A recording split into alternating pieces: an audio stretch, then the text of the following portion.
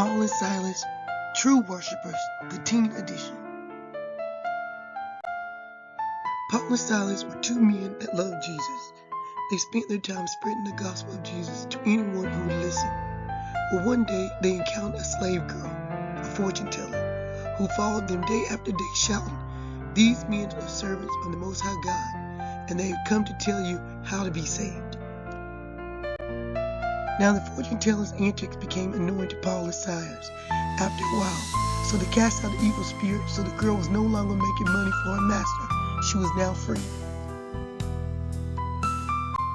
The girl's master was very upset because he was no longer making money off the fortune teller. So he and an angry mob came against the servants of God, causing them to be beaten and thrown into prison.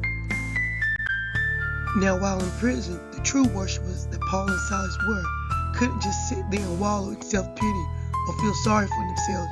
They began to sing and praise so loudly that all the other prisoners listened as they worshiped God. Paul and Silas prayed and worshiped so loudly that an earthquake occurred, the doors flew open, and the chains fell off every prisoner.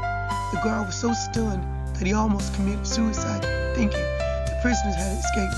But Paul and Silas stopped him because no one had escaped. The prison guard was so amazed that he asked what must be done for him to be saved. He and his whole household gave their lives to Jesus, and Paul and Silas were set free. Paul and Silas were true worshipers, never allowing their circumstance or problems to dictate their dedication to God. Even in the midst of being thrown into prison and beaten, they still worship. This is the definition of a true worshiper. It is very easy in life to allow what you walk through or go through to dictate how you see things.